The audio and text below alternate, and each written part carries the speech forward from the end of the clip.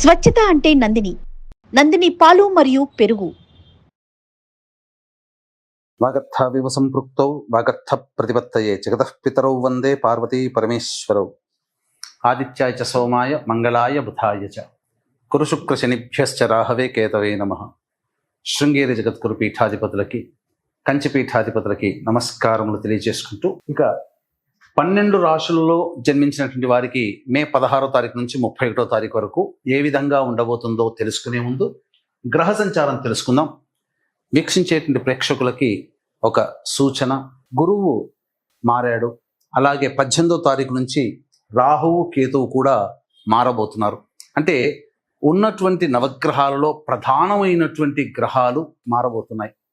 కాబట్టి ఆల్రెడీ ప్రేక్షకుల్లో వివిధ రాశుల్లో జన్మించినటువంటి వారికి చాలా మౌలికమైనటువంటి మార్పులు ఏప్రిల్ నెల నుంచే ప్రారంభమయ్యాయి. ముఖ్యంగా ఈ మే నెలలో 16 నుంచి 31వ తారీఖు వరకు ఎలా ఉండబోతుంది అనేటువంటి విషయాన్ని తెలుసుకునే ముందు గ్రహ సంచారం తెలుసుకుందాం. మేషంలో బుధుడు, అలాగే వృషభంలో రవి, మిథునంలో గురువు, కర్కాటకంలో కుజుడు, అలాగే 18వ తారీఖు నుంచి కేతువు సింహంలో, రాహువు కుంభంలో. ఇక చూసుకున్నట్లయితే వెరసి ప్రధానంగా 3 గ్రహాల కలయిక మీనరాశిలో, శుక్రుడు శని రాహు యొక్క కలయిక. ఇది ప్రధానంగా గమనించదగినటువంటి విషయం. మే 16వ తారీఖు నుంచి 31వ తారీఖు వరకు మిథున రాశిలో జన్మించినటువంటి వారికి ఏ విధంగా ఉండబోతుందో తెలుసుకునే ప్రయత్నం చేద్దాం. రాశి వారికి 14వ తారీఖు నుంచి గురుడు మిథున రాశిలోకి సంచారం చేశాడు. కావున ఏంటి, ప్రతి పని యందు కూడాను నిదానంగా పని చేసుకోవాలనేటువంటి ఆలోచన కలిగి ఉండడం. అలాగే మీరు గమనించినట్లయితే ఓవర్ వెయిట్ అవుతుండడం అనేటువంటిది మీరు గమనించగలుగుతారు. పోను మీకు అది అర్థమవుతుంది, ఎందుకు వెయిట్ పెరుగుతున్నాను అనే విషయం మీకు. ఇక ముఖ్యంగా దేవతా అనుగ్రహాన్ని పొందగలిగితే ఈ మిథున రాశి వారు చాలా మార్పులు మీ జీవితంలో చూస్తారు. గొప్పదైనటువంటి పాజిటివ్ ఎనర్జీని పొందగలుగుతారు. ముఖ్యంగా శని దశమ స్థానంలోకి రావడం, అలాగే గురువు రాశిలోనే సంచరిస్తూ ఉండడం, రాహుకేతులు కూడాను మార్పు జరుగుతూ ఉండడం, ఈ కారణం చేత చాలా వైవిధ్యభరితంగా ఉంటుంది. అంటే ప్రోత్సాహకరమైనటువంటి వాతావరణంతో పాటుగా ఈ మిథున రాశిలో జన్మించినటువంటి వారికి చేస్తున్నటువంటి వృత్తి, ఉద్యోగ, వ్యాపారాల్లో పలు నిర్మాణాత్మకమైనటువంటి మార్పులు జరగబోతున్నాయి అని చెప్పవచ్చు. ఇక 2వ ఇంట కుజుని యొక్క సంచార ప్రభావము మీ యొక్క వాక్కుని అదుపులో పెట్టుకోమని చెప్పబోతుంది. కాబట్టి అన్ని విధాలుగా మీరు ఎంత తగ్గి ఉంటే అన్ని విధాలుగా మీకు ఆనందకరమైనటువంటి పరిస్థితి. ఇక 12వ ఇంట రవి, ఈ ప్రభావము వలన చేస్తున్నటువంటి వృత్తి ఉద్యోగాల్లో చాలా కీలకమైన మార్పులు జరుగుతాయి. మీరు అనుకున్నది ఒకటైతే జరిగేది ఇంకొకటిగా ఉంటుంది. ఉద్యోగ సంబంధమైన విషయాల్లో, ప్రభుత్వపరమైనటువంటి లావాదేవీలు, ప్రభుత్వ రంగంలో పనిచేస్తున్నటువంటి వాళ్ళకి ప్రధానంగా కాస్త ఇబ్బందికర పరిస్థితులు అనేటువంటివి ఉంటాయి. దూర ప్రాంత బదిలీలు చేయాల్సినటువంటి పరిస్థితి గోచరమవుతుంది అని చెప్పవచ్చు. ఇక 11వ స్థానంలో బుధుని యొక్క సంచార ప్రభావము మీ యొక్క విష్, అంటే మీరు ఏదైతే అనుకుంటున్నారో అది నెరవేర్చుకోవడానికి దారులు ఏర్పడతాయి. అది అందులో ఉన్నటువంటి వాటిలో ఏది మంచిది అని మీరు సెలెక్ట్ చేసుకొని తద్వారా మీరు ముందడుగు వేసినట్లయితే తప్పకుండా మీరు విజయాన్ని పొందుతారని చెప్పవచ్చు. అన్ని విధాలుగా ఈ 16 నుంచి 31వ తారీఖు వరకు రాష్ట్రాధిపతి అనుకూలంగా ఉండబోతున్నాడు. ఇక దశమ స్థానంలో శుక్రుడు శని కలయిక, ఈ ప్రభావం వలన అనవసరమైనటువంటి ధన వ్యయం ప్రభావం కనబడుతుంది.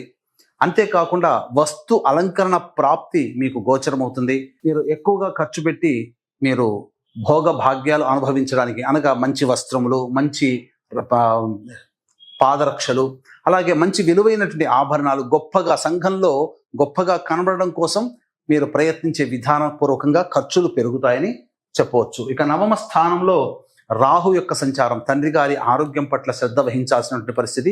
విదేశీయానము, విదేశీ విద్య చేయదలసినటువంటి విద్యార్థులకు అందరికీ కూడా అనుకూలంగా ఉండబోతుంది. మంచి విషయాల్లో ముఖ్యంగా వైద్య విద్యార్థులకి అనుకూలమైనటువంటి పరిస్థితులు గోచరమవుతున్నాయి. అలాగే ప్రధానంగా దూర ప్రాంత బదిలీలకు జరుపుకోవడానికి అనుకూలమైనటువంటి సమయముగా చెప్పవచ్చు. ఇక వివాహం కావాల్సినటువంటి అబ్బాయిలకి, అమ్మాయిలకి వివాహ సంబంధాలు నిశ్చయమవుతాయి. సంతానంగా ఎదురు చూసేటువంటి మహిళలకి, దంపతులకి చక్కటి శుభవార్త వింటారని చెప్పవచ్చు. ఏతావాత అన్ని రంగంలో ఉన్నటువంటి వారికి సాధారణమైనటువంటి మిశ్రమ ఫలితాలు కలుగుతాయి. ముఖ్యంగా రాహువు కేతువుల మధ్యలో అన్ని గ్రహాలు బంధింపబడడం కాలసర్పదోషంలో ఉన్నటువంటి సమయం కాబట్టి అన్ని రాశుల వాళ్ళు జాగ్రత్తలు పాటించాల్సినటువంటి పరిస్థితి. ఇక గమనించుకున్నట్లయితే 16, 17వ తారీఖుల్లో మీరు ఇతరుల వలన లాభపడతారు. అలాగే దంపతుల మధ్య, భాగస్వామ్య వ్యాపారం మధ్య ఉన్నటువంటి పొరపచ్చాలు తొలగిపోయి ఆనందకరమైనటువంటి జీవితాన్ని పొందుతారని చెప్పవచ్చు. ధనపరమైనటువంటి సమస్యలు తీరుతాయి. అన్ని విధాలుగా మీరు పై చేయి సాధిస్తారు. ఇక 18, 19, 20వ తారీఖులో కనుక చూసుకున్నట్లయితే మీకు ప్రధానముగా కష్టములు లేదా నష్టములు జరిగే అవకాశం ఉంటుంది. మనస్సు ప్రశాంతంగా ఉండదు. ఏ పని చేయాలన్నా ఒక ఆందోళనగా ఉంటుంది. ఒక జిగ్జాగ్ లాగా వ్యవస్థ ఉంటుంది. ఎటు నిర్ణయం తీసుకోలేనటువంటి పరిస్థితుల్లో ఉంటారు. 21, 22వ తారీఖుల్లో కనుక చూసుకున్నట్లయితే ప్రధానంగా సంతానం మూలకంగా ఖర్చులు, సమస్యలు పెరుగుతాయి. సంతానంతో విభేదాలు పెరుగుతాయి. కావున లౌక్యాన్ని ప్రదర్శించండి. అలాగే ఈ సంబంధించినటువంటి విదేశీయానము, విదేశీ విద్యకు అనుకూలంగా ఉండేటువంటి రోజులుగా చెప్పవచ్చు. అలాగే ఇక ప్రధానంగా ఆస్తి సంబంధమైనటువంటి విషయాల్లో కొంత వివాదాలు చోటు చేసుకుంటాయి.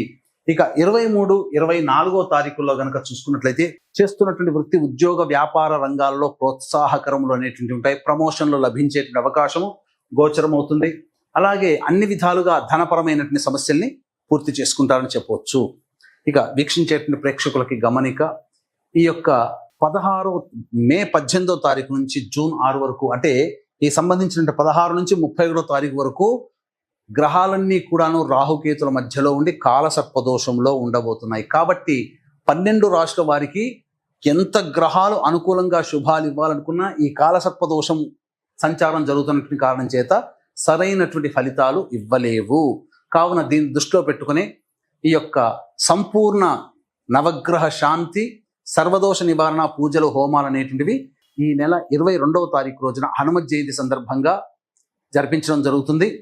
మీ యొక్క కోరికలన్నీ నెరవేర్చడానికి, దేవతానుగ్రహ ప్రాప్తి కోసమే వివిధ రకాలైనటువంటి పూజ, హోమాది కార్యక్రమాలు జరపబడతాయి. ఈ కార్యక్రమంలో నమోదు చేసుకున్నటువంటి వాళ్ళకి, గోత్రనామాలు నమోదు చేసుకున్నటువంటి వాళ్ళకి శక్తిపాతము చేయబడినటువంటి ఈ శంకరుంగలి మాలని మీకు అందివ్వడం జరుగుతుంది. అవకాశం ఉన్న వాళ్ళు కార్యక్రమ తదనంతరం కాంటాక్ట్ చేసి మీ గోత్రనామాలు నమోదు చేసుకోవచ్చు. అలాగే ఈ వైశాఖ మాసంలో విష్ణు ప్రీతికర మాసము. ఇందున సరస్వతీ నది పుష్కరాలు వస్తున్నాయి. కాబట్టి సరస్వతీ నదీ తీర ప్రాంతంలో తండ్రి వైపు, తల్లి వైపు 3 తరాల్లో మరణించినటువంటి వాళ్ళ ఆత్మతృప్తి కోసం పిండ ప్రదాన కార్యక్రమం, తర్పణాది కార్యక్రమాలు బ్రాహ్మణుని కర్తగా పెట్టి చేయించడం జరుగుతుంది. తండ్రి వైపు 3 తరాలు, తల్లి వైపు 3 తరాలలో మరణించినటువంటి వారి ఆత్మతృప్తి కోసం బ్రాహ్మణుని కర్తగా పెట్టి పిండ ప్రదాన కార్యక్రమాలు, తర్పణాది కార్యక్రమాలు చేయించడం జరుగుతుంది. అవకాశం ఉన్న వాళ్ళు కార్యక్రమం తదనంతరం కాంటాక్ట్ చేసి మీ గోత్రనామాలు నమోదు చేసుకోవచ్చు. ఇక 25, 26వ తారీఖుల్లో ప్రధానంగా గుర్తుపెట్టుకోండి, ఇవి చాలా కీలకమైనటువంటి రోజులుగా చెప్పవచ్చు. అంటే మీ యొక్క కోరిక నెరవేర్చుకోగలిగేటువంటి రోజు. అన్ని విధాలుగా ఆనందదాయకంగా ఉంటుంది. రాని బాకీలు వసూలైతే ధనపరమైనటువంటి సమస్యలు తీర్చుకుంటారు. అన్ని విధాలుగా యోగదాయకంగా ఉంటుంది. మిక్కిలి సంతోషంతో 25, 26 తారీఖుల్లో మీరు జీవిస్తారని చెప్పవచ్చు. ఇక 27, 28వ తారీఖుల్లో వృత్తి, ఉద్యోగ, వ్యాపార రంగంలో ఉన్నటువంటి వారికి ప్రభుత్వపరమైనటువంటి ఇబ్బందికర పరిస్థితులు ఎదురవుతాయి. ప్రభుత్వ దండనలు కానీ, ప్రభుత్వ పరముగా లావాదేవీలు నడిపేటువంటి వాళ్ళు, ప్రభుత్వ ఉద్యోగంలో పనిచేస్తున్నటువంటి వాళ్ళకి అసౌకర్యం గురి చేసేటువంటి సంఘటనలు చోటు చేసుకుంటాయి. కాబట్టి జాగ్రత్తలు పాటించండి. ఉద్యోగం సంబంధించినటువంటి వ్యవహారాల్లో ఉన్నవాళ్ళు కూడా జాగ్రత్తలు పాటించాలి. ఇక అనవసరమైనటువంటి దూర ప్రాంత ప్రయాణాలు, ఖర్చులు కూడా అధికంగా పెరుగుతాయని చెప్పవచ్చు. ఇక 29, 30వ తారీఖులో కనుక చూసుకున్నట్లయితే ప్రధానంగా రాశి వారికి గతంలో పెండింగ్లో ఉన్నటువంటి పనులన్నీ పూర్తి చేసుకుంటారు. ఆనందకరంగా ఉంటుంది. దైవ దర్శనము, పెద్దల యొక్క ఆశీర్వచనములు జరుగుతాయి. అన్ని విధాలుగా శుభ సూచకంగా చెప్పవచ్చు. ఇక 31వ తారీఖు రోజున ప్రధానంగా చూసుకుంటే ధనపరమైనటువంటి సమస్యలు తీరినప్పటికీ మీ యొక్క వాక్కుని అదుపులో పెట్టుకోలేకపోతే సమస్యలు అధికంగా ఉంటాయి. కొంత ఇతరుల వల్ల మాటలు పడాల్సినటువంటి పరిస్థితి ఏర్పడుతుంది. ధనపరమైనటువంటి సమస్యలు తీర్చుకుంటారని చెప్పవచ్చు. ఏతావాత చెప్పొచ్చు ఏంటంటే ఆనందకరమైనటువంటి జీవితాన్ని ఈ మిథున రాశిలో జన్మించినటువంటి వారు పొందుతారు అని చెప్పవచ్చు. ఇక ఈ మిథున రాశిలో జన్మించినటువంటి మహిళలకి అన్ని విధాలుగా అనుకూలంగా ఉంటుంది. మీరు తక్కువ పని చేసినా ఎక్కువ మీకు ఈ సంబంధించినటువంటి ప్రచారం లభించడం, తద్వారా ఆనందకరమైనటువంటి జీవితాన్ని పొందుతారు. అంటే అన్ని విధాలుగా శుభ సూచకంగా ఉంటుంది. కుటుంబంలో మీ యొక్క వాక్కుకి, మీ మాటకి విలువ ఇస్తారు. అంతకుముందు సమాజంలో మిమ్మల్ని దూరంగా ఉంచిన వాళ్ళే మిమ్మల్ని సాదరంగా గౌరవించి మిమ్మల్ని చక్కగా మంచి స్థానంలో నిలబెడతారు. మీ మాట తిరుగుండదు. అన్ని విధాలుగా మీరు చేసేటువంటి వృత్తి ఉద్యోగ వ్యాపారాల్లో మీకు అనుకూలంగా సహాయ సహకారాలు అందరూ అందించడం ద్వారా ఆనందకరమైనటువంటి జీవితాన్ని పొందుతారని చెప్పవచ్చు. వివాహం కావాల్సినటువంటి అమ్మాయిలకి వివాహం జరుగుతుంది. సంతాన ప్రాప్తికి సంబంధించిన మహిళలకి సత్సంతాన ప్రాప్తి, సంతానపరమైనటువంటి వార్త మిమ్మల్ని ఆనందానికి గురి చేస్తుందని చెప్పవచ్చు. ఆనందకరంగా ఈ యొక్క 16 నుంచి 37వ తారీఖు వరకు మహిళలకి ఉండబోతుంది అని చెప్పడంలో ఏమాత్రం సందేహం లేదు. ఈ యొక్క 16వ తారీఖు నుంచి 31వ తారీఖు వరకు వచ్చేటువంటి సమస్యల పరిష్కారం కోసం ప్రతిరోజు దత్త అష్టకం, కాలభైరవాష్టక పారాయణం అనేటువంటిది ప్రతిరోజు పారాయణాలు చేయండి. ఇప్పుడు చెప్పినటువంటి వాటికి అంటే విభిన్నంగా మీ యొక్క జాతకం ఉంది అని అంటే మీ యొక్క జాతకంలో నడుస్తున్నటువంటి గ్రహ దశాంతర దశల యొక్క ప్రభావాలు కావున దగ్గరలోని మంచి ఉపాసనా పరులైనటువంటి జ్యోతిష్యుల్ని సంప్రదించి వారి సలహాలు సూచనలు కనుక పాటించినట్లయితే మరింత మెరుగైనటువంటి జీవితాన్ని పొందుతారని తెలియచేయవచ్చు. అలాగే కాలసర్పదోషము ఉన్నటువంటి కారణం చేత 12 రాశుల వారికి, ముఖ్యంగా మిథున రాశి వారికి కూడా సమస్యలు అధికంగా ఉంటాయి. కాబట్టి ఈ సమస్యల నుంచి బయటపడడం కోసం నవగ్రహ శాంతి, సర్వదోష నివారణ పూజల హోమాలు అనేటువంటివి హనుమత్ జయంతి సందర్భంగా 22 మే తారీఖు రోజున కార్యక్రమాన్ని జరిపించి శక్తిపాతము చేసబడినటువంటి శంకరుంగలి మాలని రాగిలో చుట్టబడి మీకు అందివ్వడం జరుగుతుంది. అవకాశం ఉన్న వాళ్ళు కార్యక్రమం తదనంతరం కాంటాక్ట్ చేసి మీ గోత్రనామాలు నమోదు చేసుకోవచ్చు. అలాగే సరస్వతీ నదీ పుష్కరాల సందర్భంగా తల్లి వైపు తండ్రి వైపు మరణించినటువంటి వారి ఆత్మతృప్తి కోసం బ్రాహ్మణుని కర్తగా పెట్టి పిండ ప్రదానము మరియు తర్పణాది కార్యక్రమాలు చేయించడం జరుగుతుందని చెప్పవచ్చు. సర్వం శ్రీ ఉమామహేశ్వర పరబ్రహ్మార్పణమస్తు.